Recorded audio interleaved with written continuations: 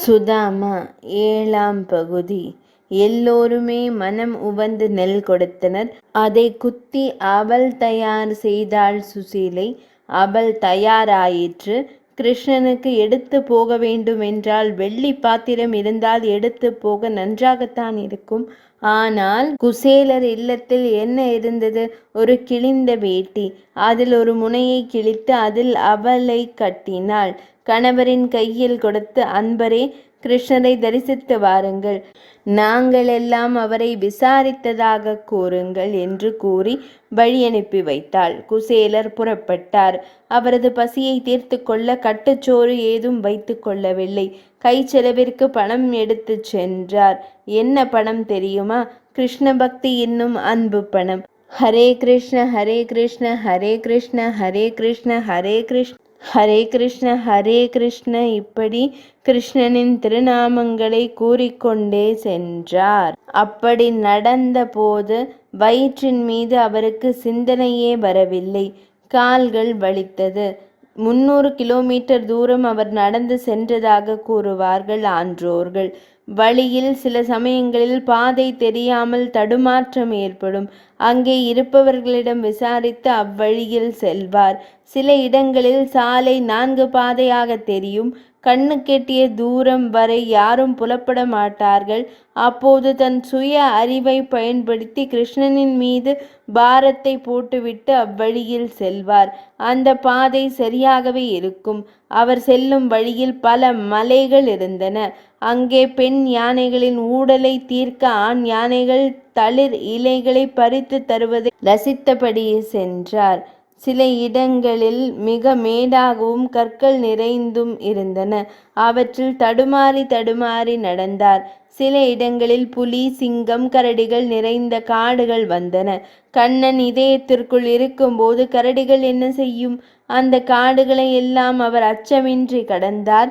ஆங்காங்கே நதிகளும் குறுக்கிட்டன. அவற்றுள் இறங்கி நடந்த அவர் வெப்பம் மிக்க இடங்களையும் கடக்க வேண்டியதாயிற்று. கொஞ்ச தூரமா குச்சேலருக்கு வருத்தம் உண்டாயிற்று. கிருஷ்ணா, உன்னை காண எவ்வளவு தூரம் நடந்து விட்டேன். ஊரை விட்டு கிளம்பி 1 வாரம் ஆயிற்று. துவாரகையின் எல்லையை இன்னும் நான் காண முடியவில்லையே. துவாரகை எங்கிருக்கிறது என யாரை கேட்டாலும் இன்னும் பலகாத தூரம் செல்ல வேண்டுமே என்றுதான் எல்லோரும் கூறுகிறார்கள். சில இடங்களில் குடிக்க நீர் கிடைக்கவில்லை. ஏனெனில் ஓடைகளெல்லாம் வறண்டு கிடந்தன. ஓரிடத்தில் காலில் முள் தைத்தது.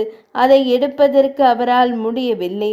கால் கடுமையாக வலிக்கவே நொண்டியபடியே நடக்க வேண்டியதாயிற்று. குச்சேலர் ஓரிடத்தில் அமர்ந்தார். வீட்டை விட்டு கிளம்பியது தவறோ என்று கூட அவர் மனதில் பட்டது. அதே நேரம் எம்பிரானின் நினைவு மனதில் வரவே துணிச்சல் ஏற்பட்டது. உயிரே போனாலும் சரி, நண்பனை பார்த்தே தீருவதென உறுதி எடுத்தார். கடவுளை காண்பது என்பது அவ்வளவு எளிதல்லவே. கடவுளை நேரில் பார்த்தால் தான் நம்புவேன் என்று அடம் பிடிப்பவர்கள் இன்றைக்கும் இருக்கத்தான் செய்கிறார்கள். கடவுள் என்றால் சாதாரணமானவரா? அவரை அவ்வளவு எளிதில் பார்த்துவிட முடியுமா?